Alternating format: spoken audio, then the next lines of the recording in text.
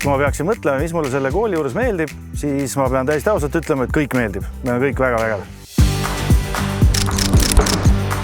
Meie õpikeskkond on väga kaasaegne, avar, erinevad võimalused. See on üks kõige suurem motivaator üldse, miks ma tulin maale õpetajaks. Meil on nii ilus ja nii uhke koolimaja. Lihulas on olemas uus maja, kus on kõik kaasaegsed võimalused. Mulle meeldib siin kaasaegne tehnoloogia ja sisustus, näiteks elektroonilised tahvlid. Mulle meeldib, et meie koolis töötab noori, õppivaid ja kogenud pedagooge. See tagab õpetajahariduse jätkusuutlikkuse ja selle, et meie klassi ees on kõige paremad õpetajad. Ma käisin 12 aastat siin koolis ja läksin kohe peale lõpetamist Tallinna Ülikooli klassiõpetaja erialale. Tulin ka kohe esimesel ülikooli aastal siia tööle, sest see kool on jätnud mulle nii sügava jälje. Meil on siin igal pool, nagu terve kooli peal saab istuda. Väljas on istumiskohad, siin on mänguväljak, korvpalliplats on koolimaja taga. Siin on õpilastel võimalusi oma aega ette erinevalt. Kes tahavad olla teistega koos, saavad kasutada aatriumi. Õpilased, kes on oma õppetöö poolikuks jätnud mingil põhjusel, neil on võimalus tullagi gümnaasiumisse meil mitte statsionaarsesse õppesse. Meil on kooli vahepeal olemas isegi 2 massaažitooli